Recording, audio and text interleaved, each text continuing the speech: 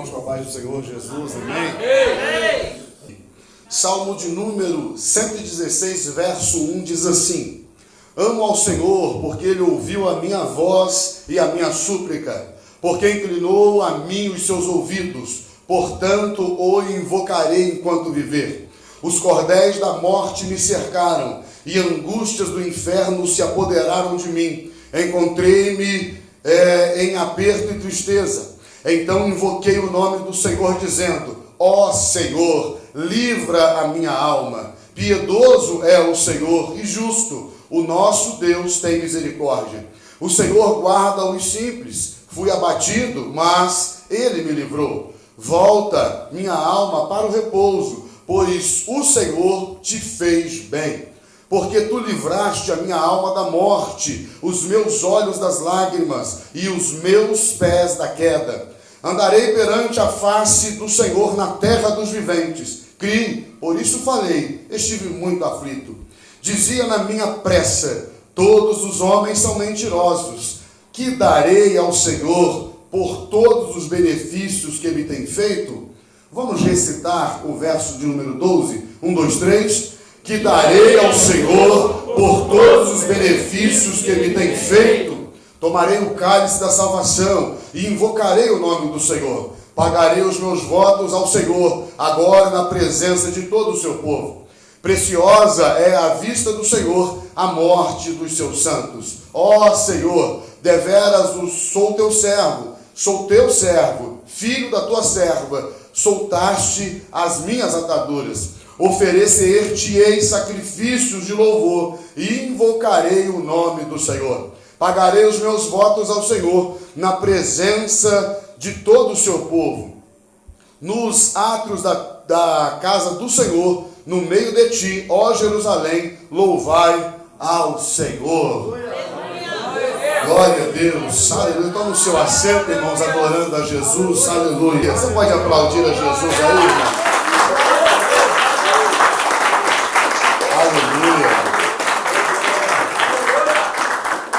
O nosso Jesus é maravilhoso. Estamos aqui para adorar o seu bendito e poderoso nome. Nós sentamos hoje, ou começamos ontem, a examinar o Salmo 116. É bem verdade, irmãos, que o livro dos Salmos, ele é um livro diferente de todos os outros, não é? O livro do Salmo, ele se ocupa em 500 anos de história. Ele começa a ser escrito no século X, aproximadamente, e termina de ser escrito no século V. E por que essa contagem de trás para frente? Porque a data C é antes de Cristo, não é? Então, os salmos que nós conhecemos, que vai do número 1 até o 150, e tem muito mais de 2.000 versículos, 2.548 versículos tem o livro dos Salmos. Esse livro, irmãos, ele não é escrito simplesmente por Davi, como nós pensamos. Davi, de fato, é o maior salmista diante de todos os outros, mas Salomão também salmodiou, Etã também, Asaf, os filhos de Coré e alguns outros escreveram alguns salmos ao longo de todos estes anos. É bem verdade, irmãos, que os salmos, eles não são um livro, ou o salmo não é um livro, ele é dividido em algumas partes, mas isso não faz dele um livro. Salmo em língua hebraica é Terrilim, e em língua grega é Psalmou, que quer dizer livro de cânticos, cânticos dos cânticos ou inário.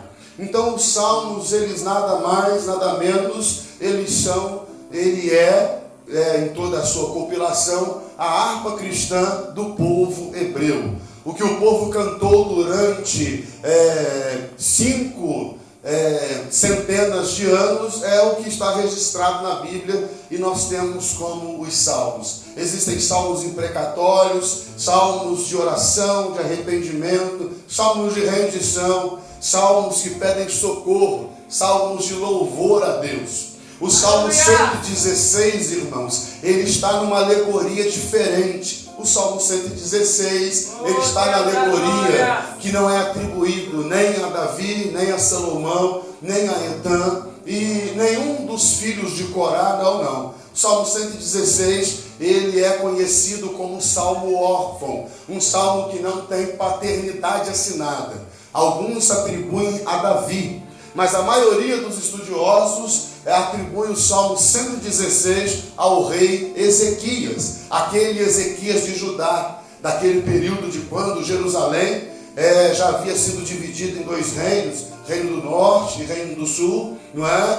E Ezequias, ele é o 13º rei de Judá. Ele é também, irmãos, da dinastia, o seu ancestral é o rei Davi. Mas ele é filho de Asa, e Asa, irmãos, era o demônio em forma de gente. Asa, quando reinou sobre Judá, ele introduziu a adoração idólatra no meio do povo. Fez o povo adorar o poste ídolo, passou os seus filhos nas mãos ou nos braços do Moleque, do diabo, da divindade cananita conhecida como Moloque. Adorou a outros deuses a ponto de sacrificar seus próprios filhos e sacrificar crianças. Mas há uma esperança para Judá, porque dentro da casa de Acais, Deus escolhe um menino, Deus escolhe um jovem que começa a reinar totalmente sobre Judá com 25 anos de idade. Reinou 29 anos, então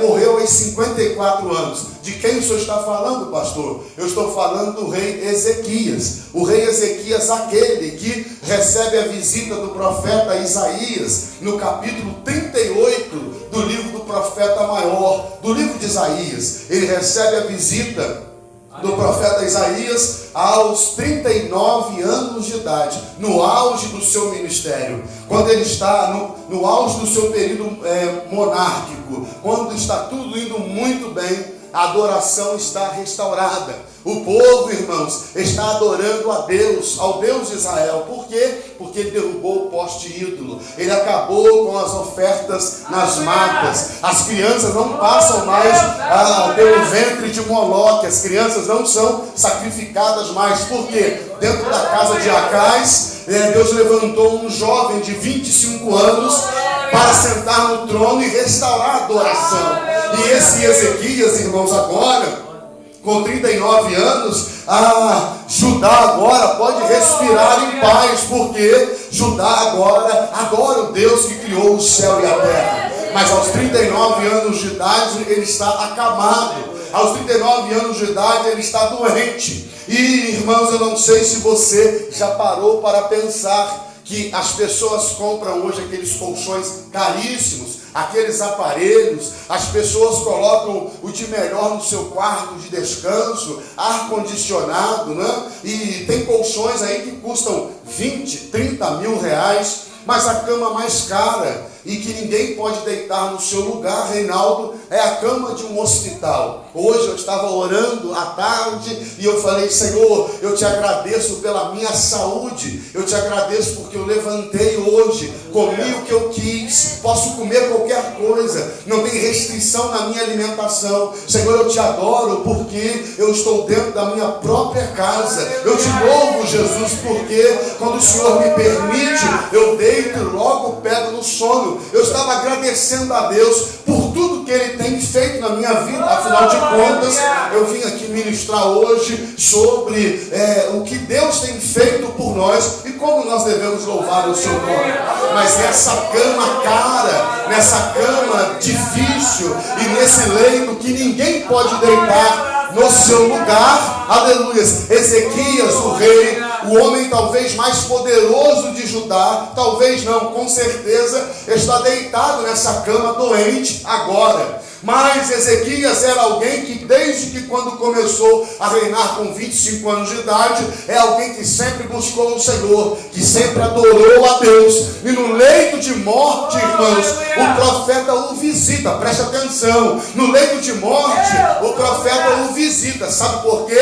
Porque ele é alguém, irmãos, que tudo que se passa na vida dele incomoda a Deus. Tudo que se passa na vida dele chama a atenção de Deus. Ele é alguém que através da adoração se aproximou do Senhor. Então, ele não passa nada sozinho. Ele não faz as coisas para impressionar o público. Ele não ora só de dentro da congregação para impressionar os irmãos. Ele não só canta dentro da igreja ou no meio do povo para o povo achar bonito ou dar glória a Deus bem alto. Ele é alguém, irmãos, que tem vida no altar quando ninguém está o vendo. Ele é alguém que tem vida no altar dentro de casa, no seu quarto, no seu recôndito secreto.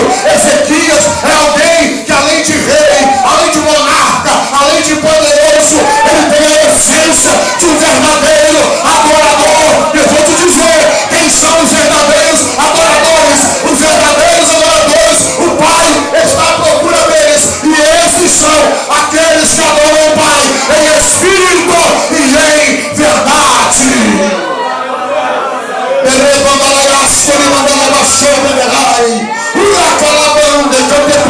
Eu faço o canto, que me canto e eu faço que me. Ezequias não era um adorador envernizado. Ezequias não era um adorador, irmãos, lustrado. Explica, pastor, não estou entendendo, vou te explicar. Não era uma casca, não era um verniz. Eu acho dos répteis, irmãos, um dos répteis muito bonitinhos, eu acho a barata. Aquele acabamento das asas dela, quando eu olho bem de perto assim, eu acho muito bonito os detalhes daquela capa que a barata tem por cima. E o que me chamou a atenção é que tinha um senhor que trabalhava para o meu pai de pintor, e ele dizia assim: eu não quero nem saber quem vernizou a asa da barata, eu quero o resto do verniz. E aí eu fui prestar atenção no verniz da barata, não é? Só que quando você pisa na barata, só sai pus de dentro dela, só é casca, só é verniz. E Ezequias era um adorador que não tinha casca, que não tinha verniz. Ele era de verdade. Ele não era belo só por fora. Ele não era um bonito crente de paletó abotoado, só para ir no culto, só para ir na igreja, não. Ezequias tinha uma vida com Deus. Ezequias tinha uma vida no altar. Ezequias não era um crente como uma barata envernizada, bela, mas por dentro dela não tem nada que serve para nada. Muito pelo contrário, contamina, faz mal à saúde. Ezequias, então, no seu recôndito secreto, ele está enfermo, e Deus levanta o profeta de Judá. Deus levanta o profeta também de Jerusalém.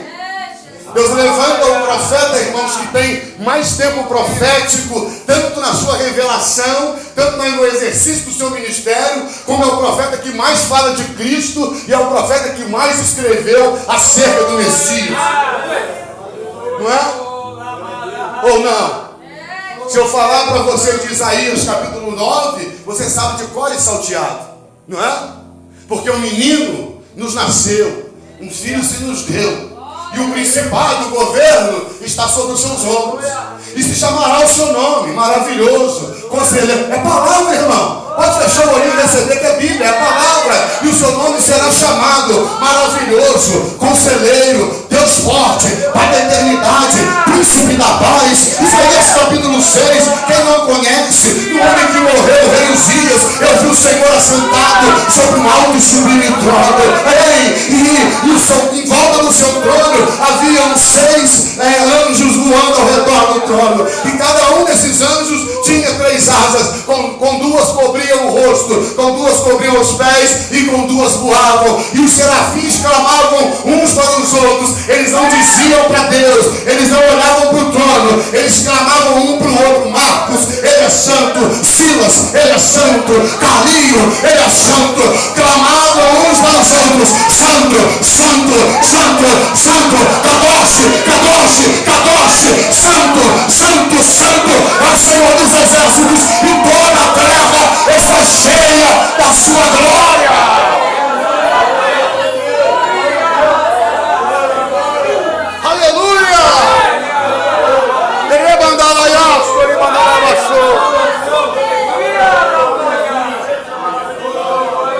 E se eu for citar Isaías 43 aqui? E se eu for citar Isaías 61?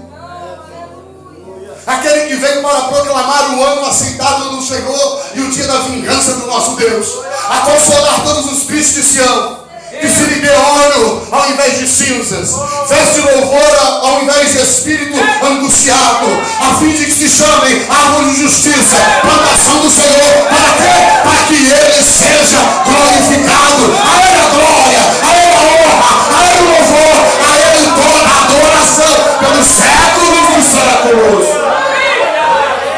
Isaías 55: vinde, comprai e comei, sem dinheiro e sem preço, vinho e leite. O que está dizendo Isaías? Quando o Messias se manifestar, vai ter alimento, vai ter maná. Quando o Messias chegar, vai ter óleo, vai ter alegria. Vinde, comprai e comei, vinho e leite, sem dinheiro e sem preço. Sabe por quê? Se você quiser e ouvir, Deuteronômio 28, se você quiser e ouvir a voz dele, comereis o bem desta terra. Vinde, comprar e comer, sem dinheiro e sem preço, vinho e leite. Jesus está nesse lugar, e onde ele está, ele unge a minha cabeça com óleo e o meu cálice transborda. Onde Jesus está tem fartura, irmão.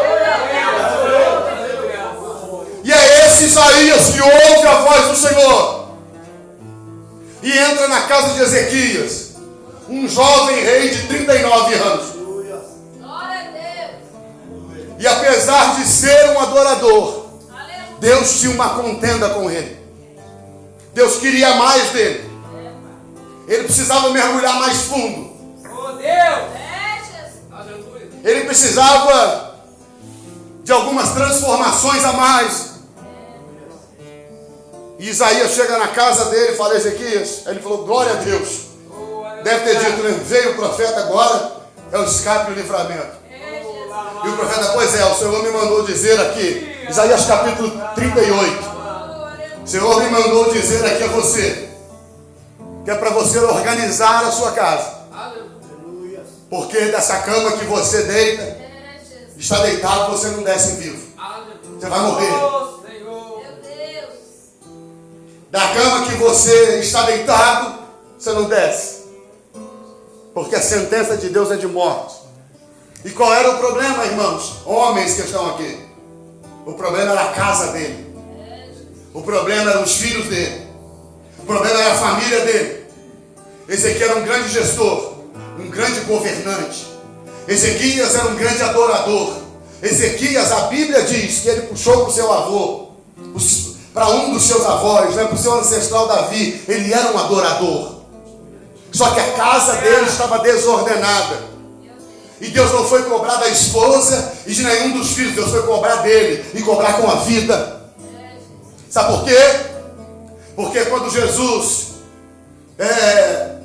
ditou Efésios para Paulo, Efésios capítulo 6, ali quando Deus ele fala através de Cristo os ouvidos do apóstolo, ele diz que nós os homens ali temos deveres com as nossas esposas. Ali diz que os filhos precisam ser obedientes aos pais, mas os pais não podem provocar a ira dos filhos. E o Senhor, irmãos, nos escolheu como sacerdotes.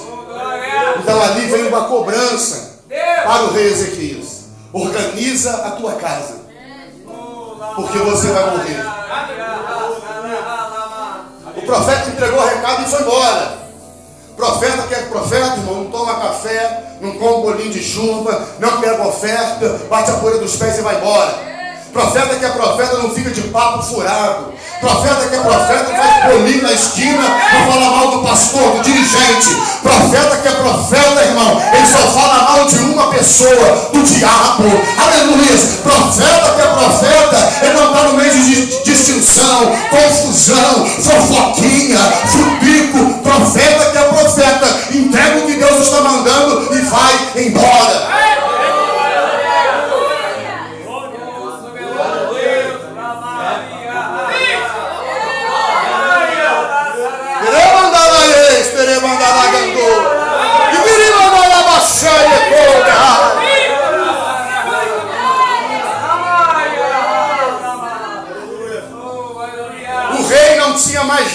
fazer, porque ele foi julgado pela última instância. O dinheiro do rei que comprou peças de ouro, de prata e de bronze, bacias para o templo, o dinheiro dele agora não compra os melhores medicamentos, manda buscar os melhores médicos, mas a nossa vida está na mão de um só, que chama-se Jesus. A minha vida é minha, é nada. Ele tem a chave nas suas mãos da morte e do inferno. E se você não se converter, esse é o seu lugar. Já é chegado, irmãos, a última hora. Se você não se converter, se você não entregar a sua vida para Jesus, você pode ter certeza que ser simpatizante, assinar aquela listinha que passa da cantina da igreja, ajudar os irmãos, toma 50 contas, eu vou ajudar. Se você está pensando, irmão, que isso vai limpar a sua barra diante de Deus, não vai não. Você precisa entregar a sua vida para Jesus.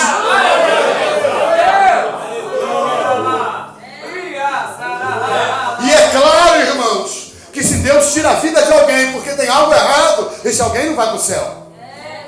É claro que se há uma sentença de morte na vida do rei Ezequias, e olha que Deus permitiu que o Acais vivesse bastante tempo, mas acontece que Ezequias mexeu no sagrado, Ezequias mexeu no religioso. Como pode, não é? Como escreveu o salmista, né? Até quando eu vou ver os ímpios prosperando, sendo ricos, abençoados, e eu que te sirvo, vivendo nessa situação? Acontece, irmão, que para alguns a glória dele é nessa terra, mas nós, crentes, estamos esperando uma glória no céu, uma glória eterna. Apesar de tudo que ele fez, o que Deus tinha como mais precioso era a sua própria família. Então a sentença é: organiza a tua casa, ajeita seus filhos, chama eles, fala para eles do adultério, da cachaçada. Pai, eu quero fazer uma tatuagem. Fala assim para ele: filhinho, se você fizer, pode fazer. Papai chega aqui e arranca com o facão. Que homem que você é, irmão. Aleluia. Onde você chegou? O Senhor está requerendo de você posicionamento. A minha esposa, irmãos, é minha companheira, trabalha, me ajuda a pagar contas. Todas as vezes que eu saio para pregar, ela dirige, viaja para São Paulo, Rio de Janeiro. Dirigindo eu durmo, relaxo. Ô irmão, mas engana quem pensa que quem manda na minha casa é ela. Se engana. Hoje a mãe dela chamou ela para sair com ela. E aí minha esposa falou: assim, então mãe, eu tenho que ver, porque é sábado, eu trabalho, eu estou em casa, né? Então assim, eu não falei nada, irmão. Mas 20 anos de casado, ela já sabe o que eu gosto e o que eu não gosto. Ela já sabe o que vai dar barulho e o que vai trazer paz para dentro de casa. É, irmão, eu sou pastor, mas eu sou homem, não estou morto não. Eu sou pastor, mas se eu precisar trancar meu filho no quarto e meter a cinta, eu meto a cinta nele. Ele precisa ir para o céu, ele precisa ter caráter, ele precisa ser homem. Esses dias eu falei para o irmão lá no gabinete: me dá seu celular aqui, irmão. Aí ele ficou no carro, falei: livramento, ia quebrar, e agora? A esposa dele: não é, irmã, a senhora acabou de dizer que esse celular está sendo instrumento de maldição na casa da senhora, que através desse celular que está entrando tudo que não presta na sua casa. Então, irmã, o que a gente precisa fazer, se ele não se controla, é quebrar o celular dele, meter ele no chão aqui na pedra, acabou. Se só não tiver coragem, pega lá que eu quebro agora. Quanto foi o celular? Foi 2.000, pastor. Foi o que é mais valoroso? O seu casamento ou essa porcaria de R$2.000, hein? Eu vou trocar o chip. Não vou olhar mais nada, não. Eu falei: na próxima você traz o celular que eu quero ver. Põe na minha mão aqui. Esqueceu em casa, irmão, na próxima. Sabe o que está faltando nessa geração nossa, irmão? Homens de verdade. Homens de verdade. Homens que não cedem quando a mulher faz greve de sexo. Pastor, eu falei isso no púlpito. A senhora pode fazer e eu não posso falar? Se ele não fizer o que a senhora quer, a senhora dorme igual a Jade, só com os olhos para fora. 1 mês. Para ver se o homem cede. E tem muito bobo que cede, porque não tem experiência com Deus. Pergunta o pastor doido lá. Doido é você que está vivendo tudo isso. Camuflado, escondido. Organiza a sua casa. Pais, irmãos, com medo de criança de 4, 5 anos. Eu tenho lá na igreja, irmão. Quando esse menino tiver 18 anos, só a polícia vai parar esse menino. Porque com 4 anos ele bate na cara do pai. O que vai ser dessa família? Não, irmão. Essa é a noite de nós colocarmos os pingos nos is. O Senhor disse para Ezequias: organiza a tua casa. O Senhor está dizendo para nós hoje. Ezequias estava doente. Ezequias estava enfermo para morrer. E o problema da enfermidade dele não era simplesmente o estômago. O problema da enfermidade dele era porque a casa dele estava desordenada. Na igreja era uma benção. No meio dos irmãos era uma maravilha. Está pesado ou não? Para, continua, tá bom? Oh, glória, tá bom. Oh, glória. Agora eu vou mais meia hora. Dentro da casa dele, irmão, estava tudo bagunçado. Mas na igreja estava tudo bem. Na casa dele, irmãos, não tinha nada que agradava ao Senhor, ao ponto do Senhor colocar um fim na vida dele. Ele virou para a parede, irmãos, e orou, e chorou abundantemente. E sabe o que ele fez? Ele contou para o Senhor tudo que ele tinha feito. Será que Deus esquece, irmão, o que ele faz? Qual é o nome da senhora, irmã? Fátima, a senhora é esposa do Silas? Glória a Deus, Silas é gente fina, né? Glória a Deus. Irmã Fátima, ele virou o rosto para a parede, irmã, e falou: Senhor, eu construí aquela igreja lá, organizei os sacerdotes, agora tem culto todo dia, a lâmpada do templo fica acesa até o dia amanhecer, está tudo certinho, tudo. Senhor, quebrei os altares de Baal, restaurei a adoração aqui em Judá. E Deus ouviu a oração de Ezequias e mandou Isaías voltar. Eu não queria estar no pelo de Isaías de jeito nenhum, irmão. Porque ele dá uma sentença de morte.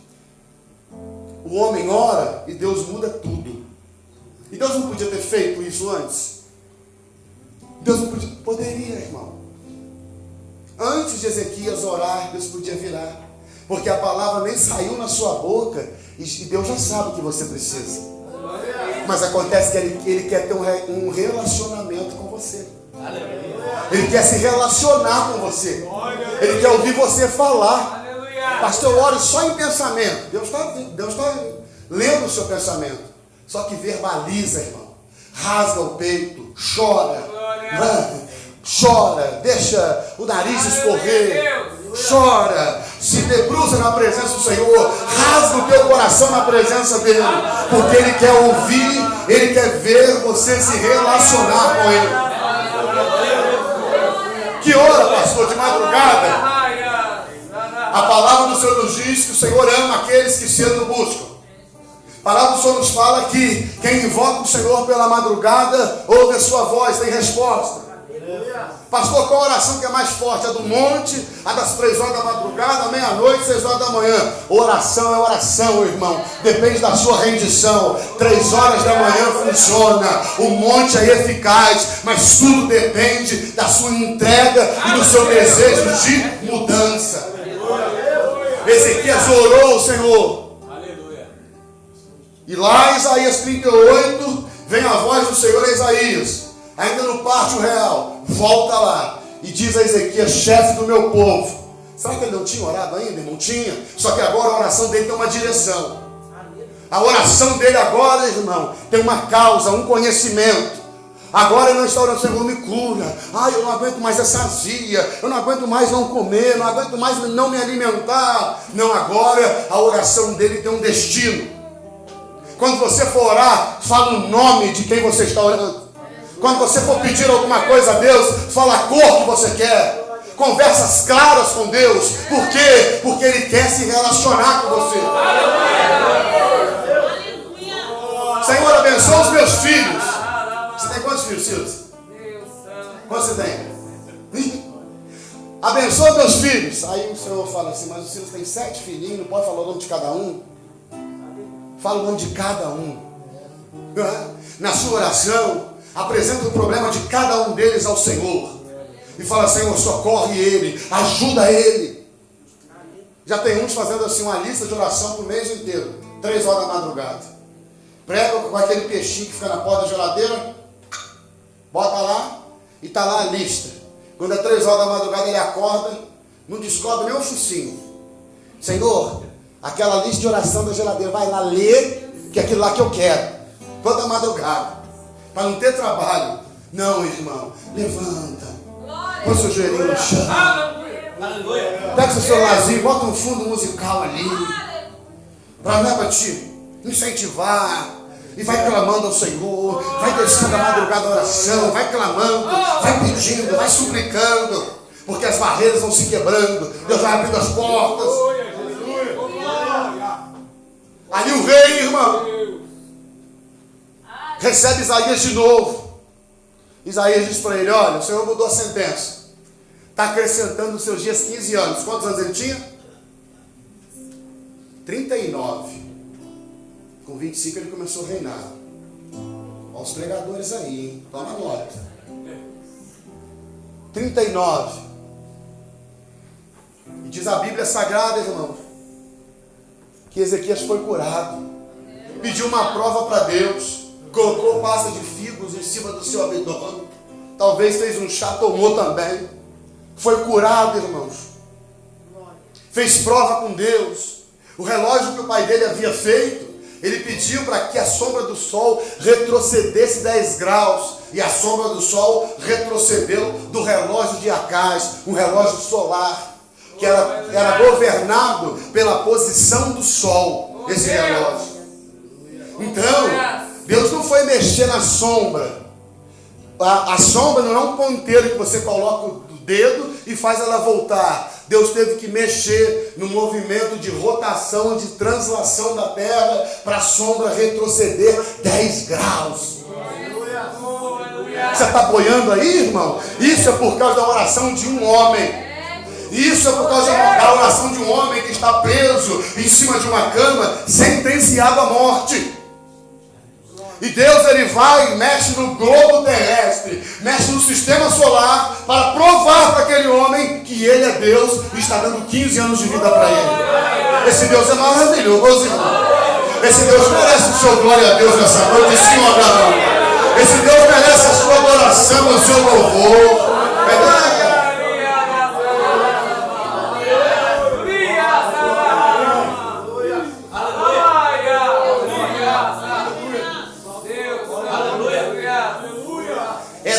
Esse cenário, irmãos, que ele constrói o Salmo 116.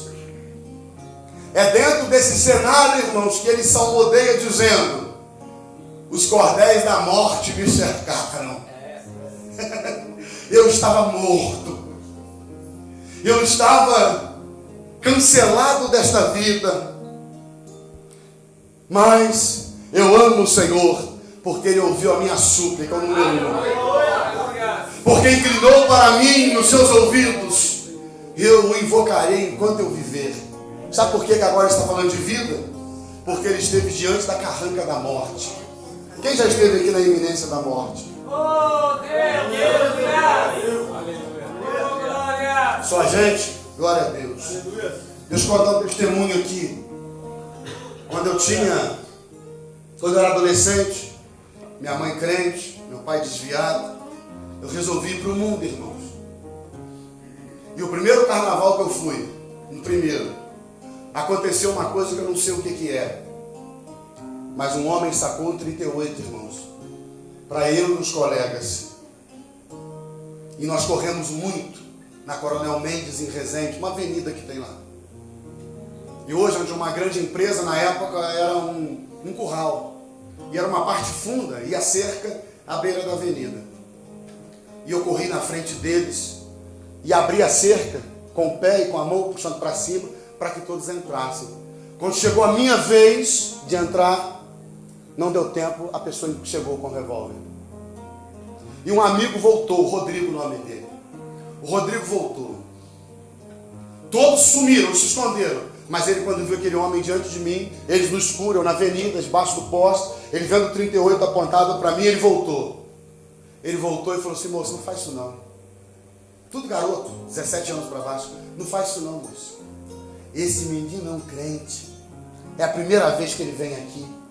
A mãe dele só tem ele. E a avó dele fala que ele vai ser pastor. Não faz isso não. E tomou a minha frente, irmãos, e ficou. E eu falei: sai, Rodrigo, vai embora, sai daqui, eu vou conversar com ele. E ele falou: não faz isso com ele não. Vou dizer para o senhor, eu comecei a fumar maconha com 12 anos. A minha família é uma desgraça. Meu pai trai a minha mãe, uma confusão danada, mas a família dele é uma família boa. Não faz isso com ele. Pode fazer comigo, mas deixa ele embora. O moço olhou e falou: senhor, mas eu quero ele. Porque por causa dele, eu não consegui pegar quem eu queria pegar. Então eu quero ele. E eu consegui me desvencilhar desse amigo, jogar ele para trás. Ele caiu nessa parte de baixo. E o homem deu 5 disparos. 5 disparos, uma distância de 1,5 metro de mim.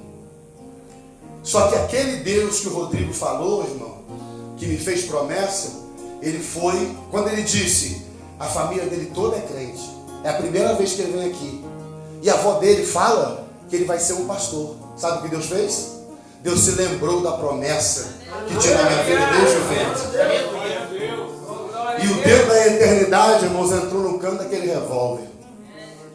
Passaram-se muitos anos, estou dirigindo uma igreja lá num bairro de Resende. Eu, minha família, casado. E aquele homem entrou e sentou, irmãos, no segundo banco.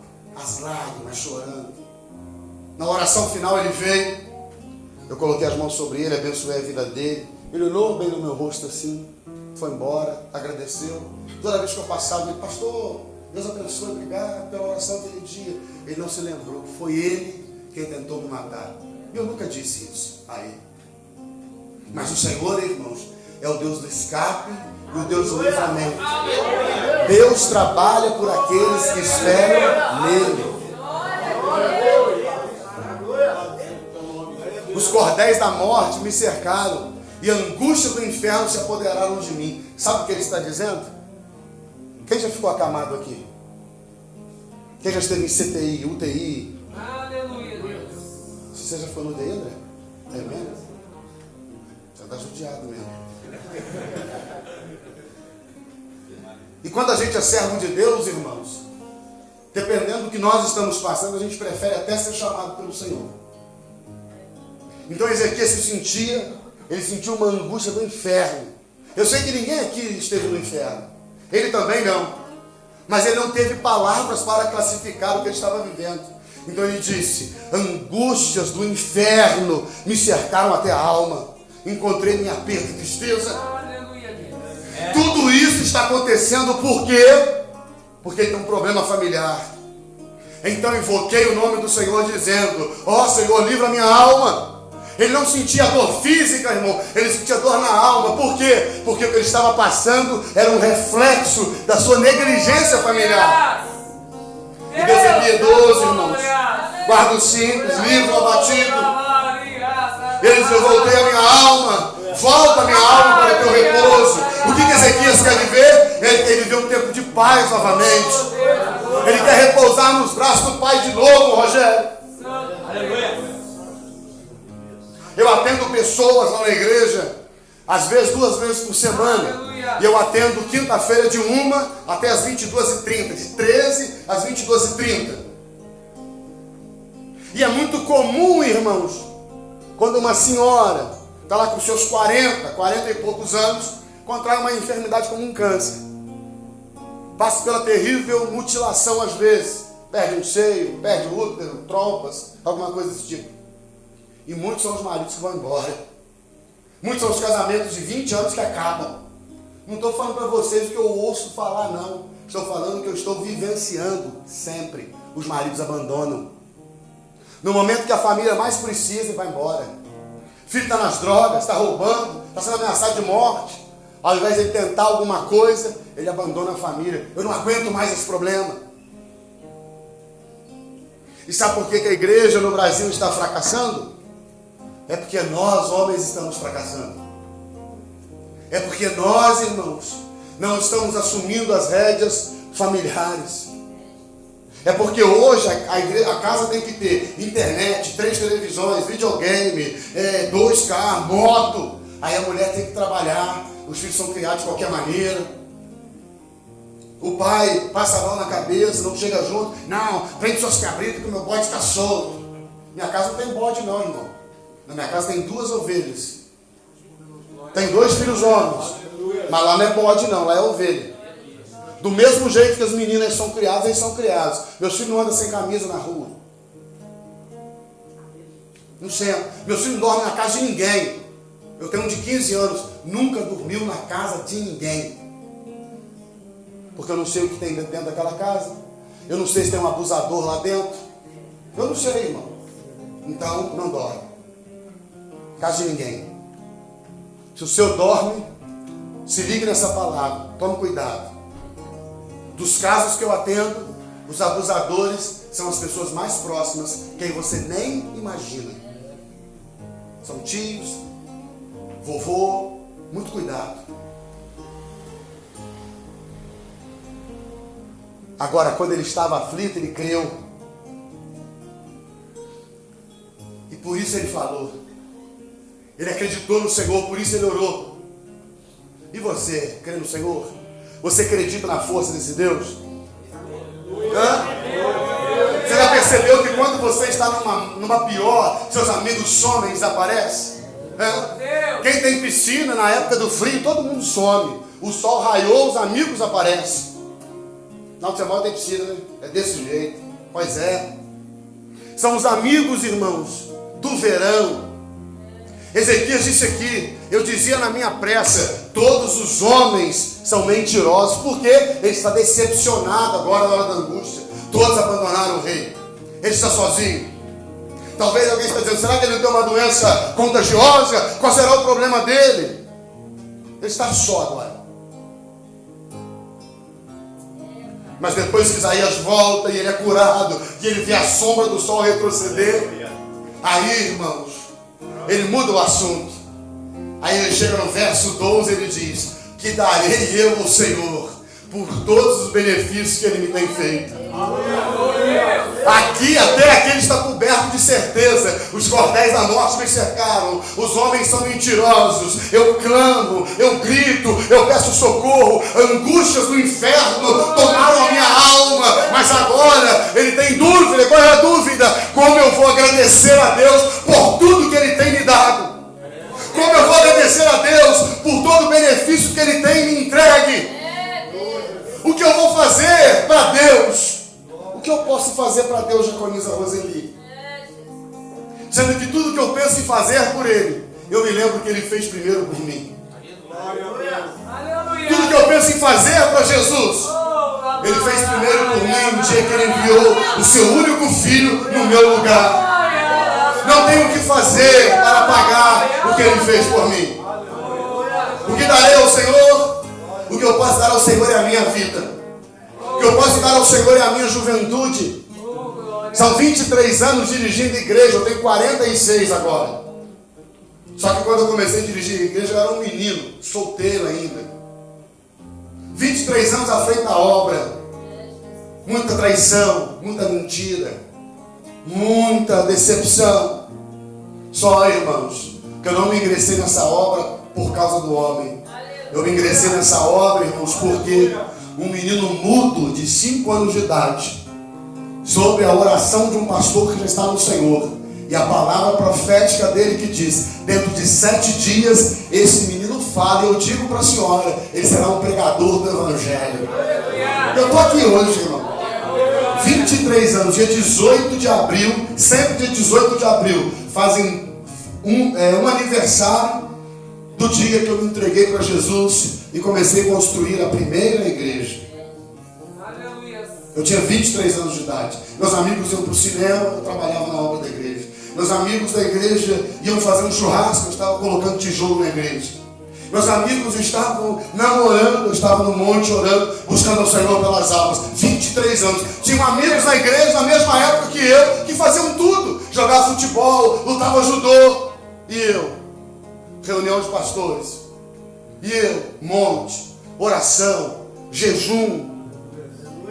E quando não tinha jejum para fazer, eu inventava jejum de televisão, jejum de assistir um programa que eu gostava, jejum. Eu inventava uma coisa só para eu ter comunhão com Deus. O tempo está passando, irmãos. Agora a minha barba está branqueando. Eu já não sou mais aquela potência de voz que eu tinha naquele tempo. São 23 anos gritando, igual você está vendo eu gritar aqui agora. Não é? Mas, irmãos, para quem era mudo, deixa eu falar de Jesus, ué. Deixa eu pregar de Jesus. Deixa eu falar que Ele é maravilhoso. Ezequias entendeu tanto que ele disse: eu vou tomar o cálice da salvação. Mas o tempo passou, irmão. Ezequias fez 40 anos. Ezequias fez 41 anos. E a sua esposa engravidou de um menino, que ele colocou o nome de Manassés. O tempo passou e venceram os 15 anos, Ezequias morreu. E Deus é tão maravilhoso na vida dele, que o filho dele que reinou em seu lugar, não foi aqueles que ele teve antes da cura. Foi Manassés, que ele nasceu depois de ser visitado pelo Senhor e depois que ele foi curado. Isso expressa, sabe o que, Rogério? A graça de Deus. Isso expressa o amor de Deus. Por isso que eu cantei aquela canção: sim, Jesus amou-me, com amor buscou-me. Ele mesmo me restaurou a Deus. Quem? Jesus. Ele mesmo me restaurou, me reconstruiu em Cristo Jesus. Ele, Jesus, me restaurou para adorar a Deus. Depois da restauração de Ezequias, já que os filhos dele estavam perdidos, então Deus dá a ele mais um filho. E ele coloca o nome desse filho Manassés. Esse menino cresce, mas não o suficiente para se tornar um adulto.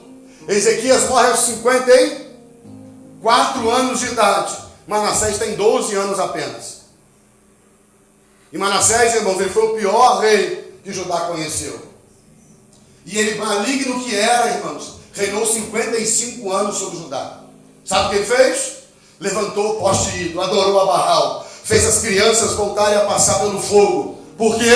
Porque Ezequias não aprendeu a lição.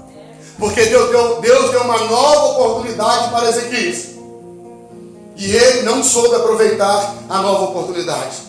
Ele continuou, irmãos, levando a família dele da forma que ele levava. E por isso Manassés, que é o filho do seu segundo estágio, foi escrito nos anais da história. Ficou registrado na história de Judá como o pior rei que Judá teve, sendo ele o 14º rei do reino de Judá. Nós, irmãos, estamos aqui, homens, nessa noite. E na nossa mão tem um arco. E esse arco, irmãos, é a palavra de Deus. Esse arco é a Bíblia Sagrada. Esse arco é a nossa conduta diante de Deus. E para um arco funcionar precisa ter uma flecha. O Salmo 128 diz: como flechas na mão de um homem valente, assim é o filho do homem jovem. Por quê? O homem jovem tem vigor para correr atrás do filho. O homem jovem, irmãos, ele não está ultrapassado. Então o filho fala magia, ele sabe o que aquilo quer dizer. O filho faz um risquinho na sobrancelha, ele está ligado qual que é a procedência. O cara tem filho com 60 anos, quando o filho tiver 10, ele tem 70. Ele não consegue acompanhar a faixa etária do menino, não é? Mas como flecha na mão de um homem jovem, não é? Como flecha na mão de um homem valente, assim é o filho do jovem. E a flecha na mão do homem valente faz o quê? Ela tem objetivo, ela tem alvo. A flecha na mão de um homem valente, André, ela acerta o objetivo. Ela cumpre aquilo pela qual ela saiu do arco. Então, os filhos de um homem jovem têm direção, irmãos. O filho de um homem jovem tem alvo. O filho de um homem jovem não anda ao esmo, ele acerta o alvo. Deixa eu te provar aqui. Eu cheguei aqui, o Benjamin estava sentado no banquinho dele ali, com o violão na mão, cochilando, quase dormindo, mas com o violãozinho dele. Daqui a pouco caiu um negócio no chão, eu olhei, a paleta dele, ele pegou a paleta e... Sabe o que é isso? É um filho que está sendo direcionado pelo pai. Aleluia! Glória a Deus! Por que seu filho não está aqui hoje? Não me responda para você mesmo. Por que, varão, que o seu filho não está aqui? O do Robinho está aqui. Porque está frio? Deixa eu te avisar, segunda-feira vai para a escola. Alguns vão sair 6 horas da manhã, no frio. Por que seu filho não está nesse culto aqui hoje à noite? Ensina o menino no caminho. Não é o caminho, não. O caminho a gente ensina daqui. Você vira à direita, sai à esquerda. Ensina o caminho. No caminho é junto. Vamos juntos. Vamos aqui, meu filho. Vamos juntos. Vamos adorar a Deus. Vamos adorar a Jesus. Meu filho de 14 anos, irmão, achou que ia namorar, irmão. Eu descobri, chamei ele no quarto, troquei a porta, fiz uma oração. Lá em casa tem um escritório, mas eu chamei ele no quarto, para ficar mais fraternal, né? No escritório ia ficar muito pastor, né? Então eu falei, não, vem cá, no quarto. Sentamos na minha cama, orei com ele, conversei com ele. Expliquei tudo para ele, falei, meu filho, você tem 14 anos. Maior do que eu, irmão, calço 43. Como que você vai namorar? Tem jeito, cara. Talvez lá no futuro, na frente, vocês namorem. Ela é uma menina boa lá da igreja, irmão, mas tem jeito, não tem condição um negócio desse. É o banana do pai que tem uma filha de 14 anos, libera para namorar.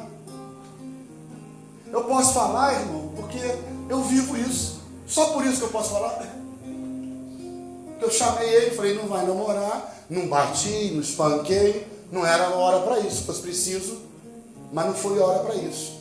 Talvez depois disso, se eu soubesse que beijou, que abraçou, que ficou, talvez o pau ia quebrar, mas ainda não. Então chamei, conversei e fiquei na espreita esperando. Passou uns 3 dias, a minha irmã falou comigo assim, Caleb falou que você conversou com ele. Falei, meio seco assim, porque tia, vó, todo mundo protege, né? Ele falou que foi muito boa a conversa e que ele descobriu que você é o melhor amigo dele, que você quer o bem dele. Ele ficou triste, mas ele ficou feliz de saber que ele pode contar com você. Eu dei um de durão, fingi que estava tudo bem, mas eu quase chorei.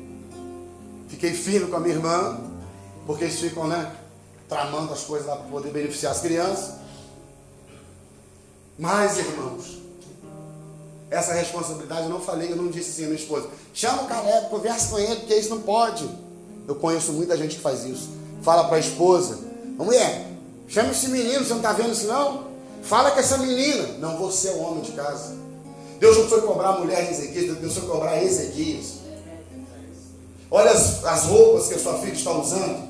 Não é culto de doutrina não, irmão, é a palavra de Deus mesmo. Se a sua filha está usando roupas sensuais, parecendo parte do corpo, você é pai, chama a sua filhinha com respeito. Ora primeiro, dá as mãos para minha filha. O que está na vitrine muito exposto é porque está encalhado. Além de estar na vitrine exposto, está encalhado, está barato, fora do preço, porque ninguém quis. Tira esse material da vitrine. Tira essas carnes do vidro. Picanha ninguém precisa pôr no vidro, irmão. Quem quer comprar picanha, sai de casa para comprar picanha. Entendeu? Ainda mais agora que tem picanha e cerveja. Não é não? Você botou nele bem feito de você. 90 conto o quilo lá em Resende. Mas a picanha você sai de casa com 200 conto no bolso para comprar um pedacinho assim. Então hoje eu vou comer picanha. Quando você assa, fica o tamanho da laranja. Não é? Mas você sai de casa para comer picanha. Eu vou comprar uma picanha hoje. Então não precisa pôr na vitrine. Agora 100. Aquelas carnes borrachudas, cheias de músculo. Aquilo lá tem que pôr na oferta. Porque senão ninguém leva aquilo para casa. Porque economiza no quilo, gasta na limpeza, destampa a panela de pressão 5 vezes, porque o negócio não cozinha, não adianta nada. O barato sai caro. Não é? Então, minha filha, quem quer uma carne de primeira, não olha o que está na vitrine. Ele olha outras situações, outras coisas, né? Antes de eu me apaixonar pela minha esposa, me apaixonei pela família dela. Eu já sabia que Deus tinha promessa que eu ia ser pastor. O avô, pai da mãe dela, pastor. O avô, pai do pai dela, pastor. Meu sogro presbítero, chique. Os tios da minha esposa, todos pastores. Eu falei, não é que essa menina é bonita mesmo? E foi assim também, ó, você quer me namorar? Eu quero, mas olha só, eu sou crente. Se você quiser me namorar, dentro de um ano a gente tem que casar. Porque eu sou pregador do evangelho. E não é que a gente casou dentro de um ano mesmo, irmão? E aquele grupinho da igreja de fofoca, de papo furado, começou a falar, deve estar grávida, deve estar grávida. Eu tenho 20 anos de casado, meu filho mais velho fez 15 anos esse mês. Quando nós oramos ao Senhor e temos certeza do que a gente quer, Deus ele nos dá a direção. Aleluia. E você, homem, precisa tomar a direção. Você foi muito naquele estudo das irmãs, não foi? Que as festividades das irmãs, aqueles congressos das irmãs, que a pregadora está lá. Antes de sair para a consagração, lava as vasilhas. Antes de sair para a consagração, arruma a casa. Vocês ouviram muito isso, né? Hoje vocês estão ouvindo. Para vocês pregarem na igreja o amor de Deus que transforma famílias, deixa o Senhor transformar a sua casa primeiro através de você. Deixa os seus filhos verem você lendo a palavra, você orando. Né? Deixa os seus filhos presenciarem a sua vida com Deus. Ora no monte, busca no monte. Ora de madrugada, busca de madrugada. Mas arruma um horário para orar em casa, que os seus filhos estão acordados e veem você orar. Procura um horário para ler a Bíblia, para os seus filhos veem você ler a Bíblia.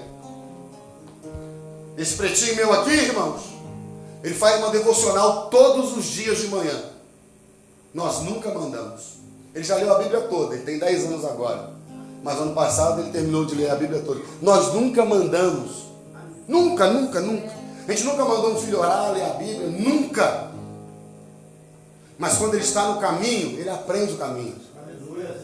Você leva o filho e busca na escola todo dia. Ele aprende no caminho. Na trajetória que você trilha com ele, você não precisa ficar falando, vira aqui, quando passar aquele ponto de ônibus, você vira. Não.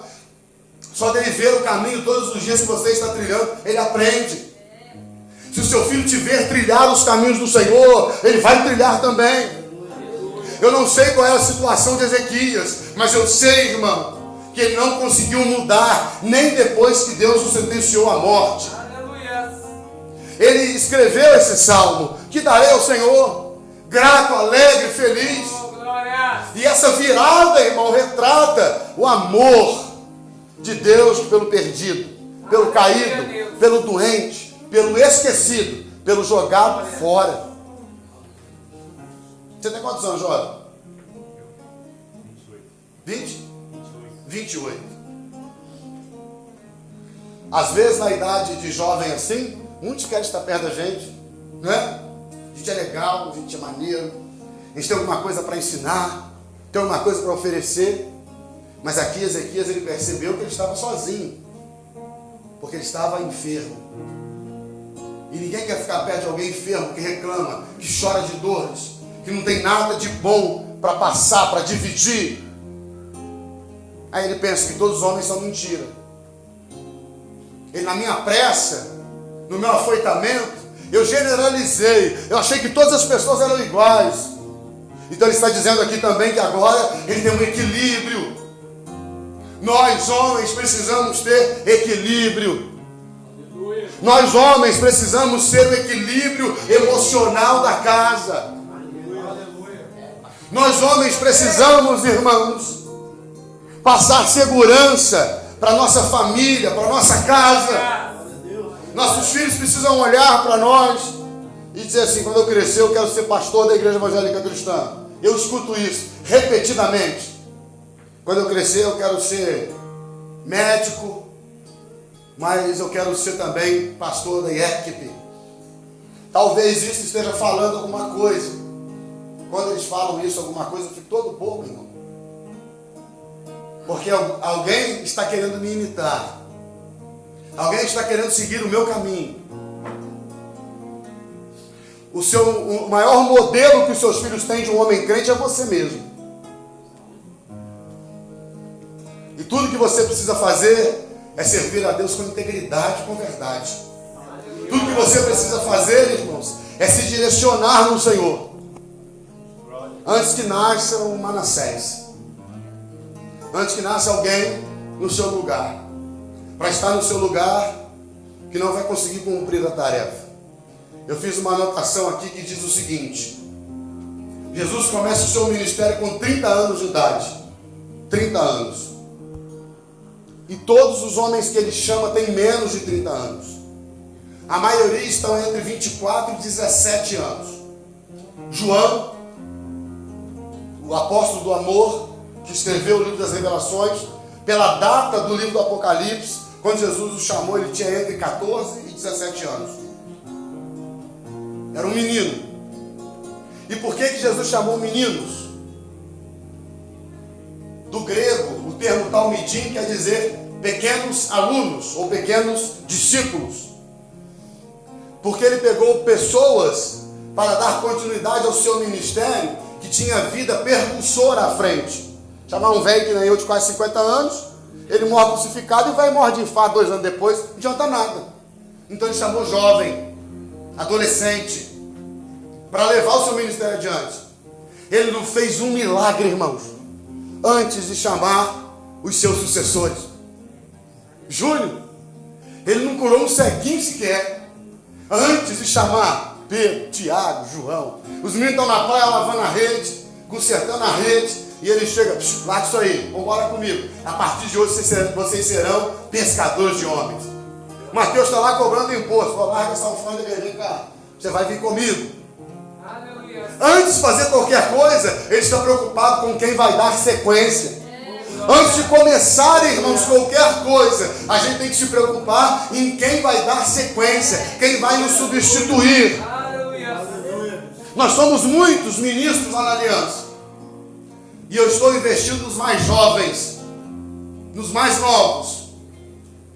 Eu investi em pessoas da minha idade, mais velhas que eu, para me substituir. Talvez não seja a visão adequada. A visão adequada são pessoas jovens, que os anos vão passar e ele vai ficar firme no caráter. Ele vai ficar firme naquilo que ele foi instruído. Ezequias teve a chance com Manassés, mas não conseguiu ensinar o menino. E Jesus, irmãos, não tinha filhos, mas chamou os jovens para direcioná-los à sua seara. Aleluia, Deus. E depois que ele morreu, em Atos 2, o Espírito Santo desceu. Sabe o que aconteceu? Aqueles homens tinham força, vida e saúde para pregar o Evangelho. Eles tinham vigor. Então o futuro do Evangelho depende de nós prepararmos aqueles que vão vir após a nossa partida. O apóstolo Paulo trabalhava diferente, não é? A maioria dos apóstolos, dos colégios apostólicos, preparava o menino e enviava o menino. O apóstolo Paulo preparava quem estava na base e ia embora para outro lugar, e aquele que morava ali ficava. A estratégia era diferente. Ele passava 3 anos em um lugar, preparava o substituto, ia para outro lugar. Ficava mais um período em outro lugar, preparava o substituto e ia para outro lugar. O seu filho é o seu substituto nessa terra. O seu filho é o seu representante. É com ele que a geração futura vai contar. Talvez esse menininho que você está vendo aqui de 10 anos no primeiro banco será o presidente do Brasil. Você já parou para pensar nisso? Aqueles homens que estão lá são pessoas comuns, igual você e eu. O Tarcísio, que é o governador de São Paulo, era um filho de uma crente, igual a senhora que está aí. Quando ele foi diagnosticado com câncer, a mãe dele não recorreu a médicos ou à internet, a mãe dele recorreu à oração. O Tarcísio foi curado, foi militar e hoje é governador de São Paulo. Por quê? Ele disse isso claramente: porque eu tive uma mãe de oração. E esse é um triste cenário para nós homens, porque a referência sempre são as mães. Nós precisamos mudar isso. Nós precisamos voltar para os tempos bíblicos, que a referência passe a ser o homem novamente. Olha a referência de Ezequias. Ele era ancestral de Davi, o maior rei que essa terra conheceu. Não? E hoje a referência sempre são as mulheres, e glória a Deus porque existe referência. Só que como esse culto é para homens, ou é organizado pela sociedade masculina, nós precisamos hoje rever os nossos conceitos. Sabe quando você para tudo para assistir o Flamengo jogar? Aqui deve ser time de São Paulo que tem mais torcida, né? Lá é Flamengo. Sabe quando você para tudo para assistir o seu time jogar? Para tudo para se sentar à mesa com a sua família. Para tudo. Marca um horário, pelo menos uma vez por semana. Senta todo mundo na mesa. Senta. Se tiver namorado, traz namorado para sentar junto. Se tiver namorada, traz namorada. Para ela já vendo como que funciona o procedimento. Dependendo do namorado, ele vai dar linha.